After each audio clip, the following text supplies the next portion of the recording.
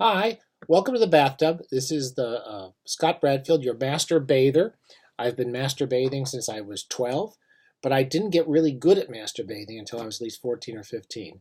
And now I think I'm probably, I'm probably too old to do much master bathing, but I try to share my memories of reading with my viewers, all seven of you. We're talking today about the great or possibly not so great Philip K. Dick. And I kind of weigh in on both sides of that, by the way. I think he's really great, and I think he's kind of terrible at the same time. So we're going to talk about a variety of things about Philip K. Dick, just because for no other reason that I've been recently. I've read. He's one of those writers I've read off and on all my life, and I've watched his reputation go from these, ace doubles, where I first read him, into these kind of glamorous literary vintage editions that are taught in universities and grad schools, and people now write papers about him.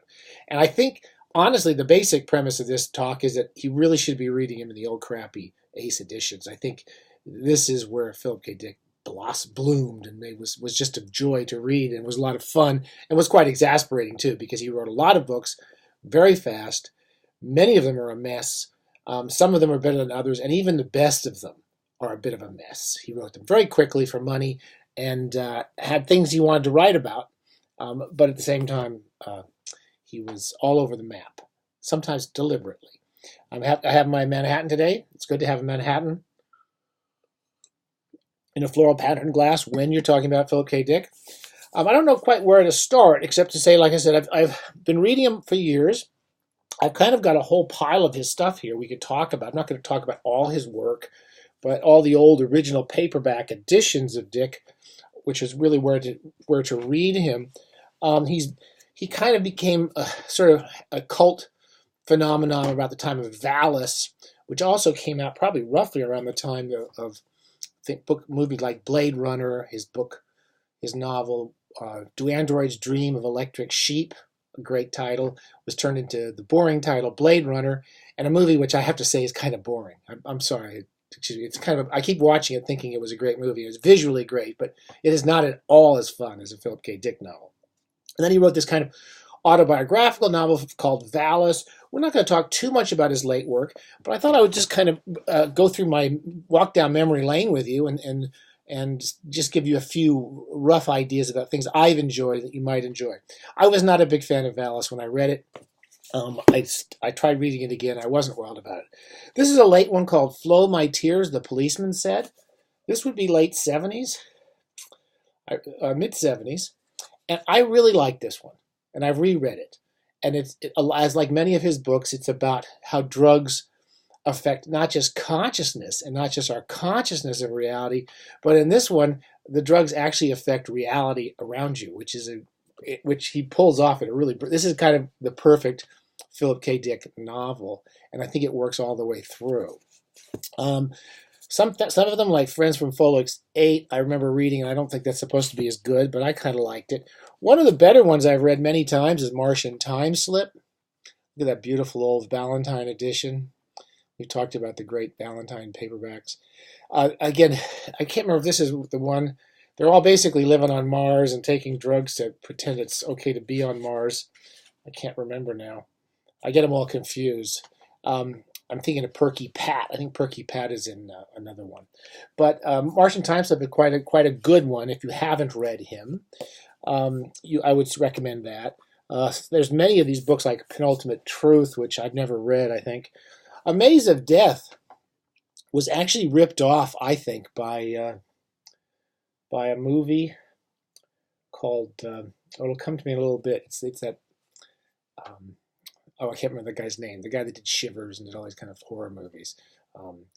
Anyway, it'll come to me in a bit. Maze of Death, though, is a kind of a brilliant book and a good Philip K. Dick book to start with, in which when Dick is working well, he deals with a small group of people that kind of live kind of crappy lives. They have terrible jobs. They're always getting divorced. They're alienated from their kids. They're working really awful jobs. And in this one, I think they're on another planet. I can't remember. And it's the premise of the book is that God really exists, and you can actually send like interstellar telegrams to God if you want to ask him questions. And again, Philip K. Dick is taking He's interesting because he takes crazy ideas seriously and then not seriously at all. So their books are funny, and then they're kind of involving because he does sort of believe the crazy ideas he comes up with. I think this is a really good one. I don't hear people talk about Now Wait for Last Year. This is these old, again, this is a horrible looking book. Is that Bell MB, McFadden Bartlett, I guess. McFadden Bartell. This is the stuff I remember seeing Philip K. Dick when I was a kid and picking it up at used bookstores. And I remember this is a really good one. So you might try this. Galactic Pot Healer has really good press, and I liked it. It's not one of my favorites. The most famous one of his novels is The Man in the High Castle, which is a good one to start with. And infinitely more interesting than that terrible, it's on Netflix or Amazon show that I couldn't watch more than 3 episodes of. The premise is, as many of you know, what would have happened if Hitler, if the fascists had won the war, but it doesn't stop there. So you take a horrible book like Fatherland, that horrible writer, that British writer, I forget his name, he's awful. It's called Fatherland, and he writes lots of thrills. Robert Harris, I think, he's terrible. In which, you just have an idea, we go into this other world where the Nazis won. He does something a lot more interesting with it, which is that he starts to set up a series of alternate realities. So it's not just this one reality. We go back and forth between alternate possibilities.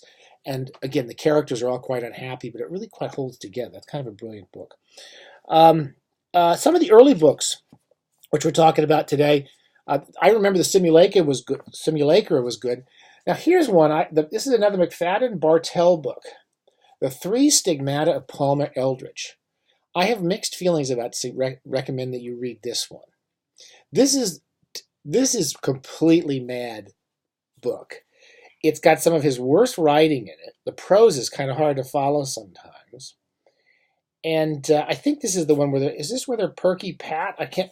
There's one of the books where they have these Barbie dolls where people take drugs and they live in the Barbie doll homes because their lives are miserable. I think they're on Mars and their life is horrible. So they have these drugs in which they invest this phony world of Perky Pat, a.k.a. Barbie doll. And they can't, again, once they start taking these reality shaping drugs, they start to lose track and they get lost in these alternate possibilities. Now there's a lot of things happening in this book. I can't even remember them. I've read it several times. I once didn't mean to torture my students, but once I taught a creative writing course on film writing. And I used to, as a premise, I would get them students into groups and say, well, here's a book. The problem with film is it's much simpler narratively than a novel. And a novel has a lot of things happening in it. Pick one thing and try to write a simple, direct narrative. And my poor students were just falling all over themselves trying to figure out where the hell to start with this book. Like many Philip K. Dick books, you have to be in the right mindset to read that book. I hate the word mindset. You have to be in the right frame of mind. You have to... You can't be, you have to have a bit of sense of humor, you have to be in a fairly good place, and then you have to be ready for a really wild ride. And some of the books like this works all the way through, and I recommend that one. I've been reading some of these early ones. Recently, the past few years, I started going back to read the early ones, which I never quite liked. They're not as good. Solar Lottery is kind of like A.E. Van Vogt. Eye in the Sky, we start to lose a sense of reality. It just kind of goes, it's kind of a bit lost, that book. Where's a great place to read Philip K. Dick is the short stories. And you could think about getting the collected stories of Philip K. Dick.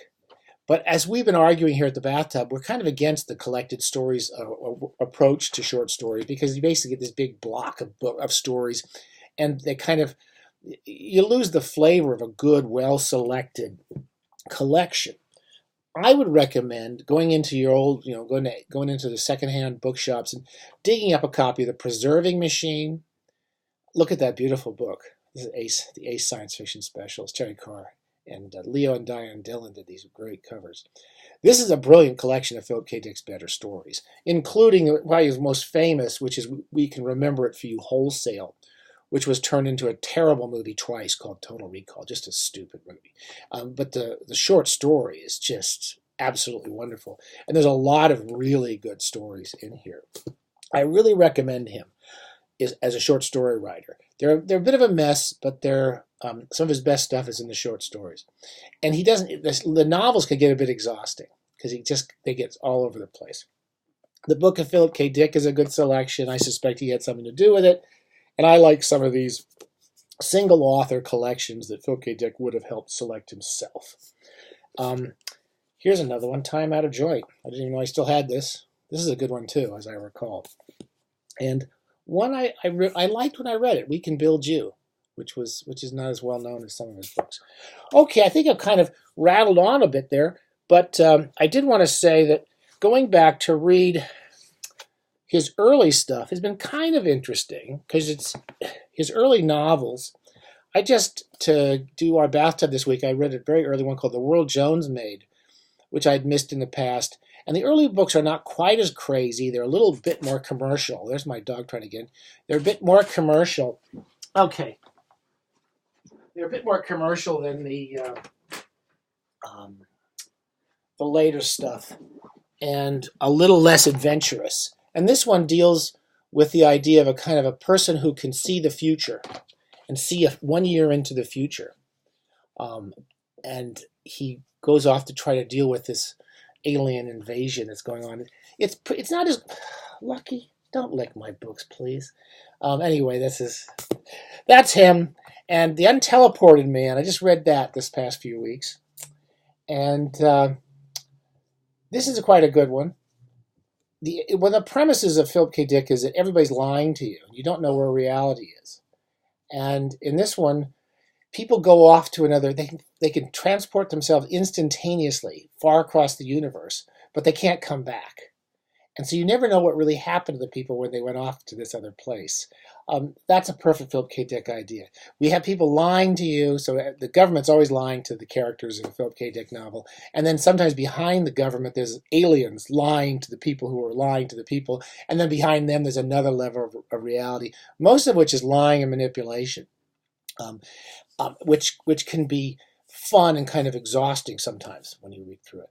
Okay, I really recommend them. Dr. Blood Money was a good one. Again, with things I liked. I'd really recommend to go to Three Stigmata of Palmer Eldritch, or more ideally, just one of those short story collections I mentioned to you, with the best one probably being any secondhand cheap copy of The Preserving Machine. That's one of his better short story collections. Okay, well, thanks. We'll talk to you soon. Go back to your masturbating, and we'll be back with another lesson in masturbating soon. Bye.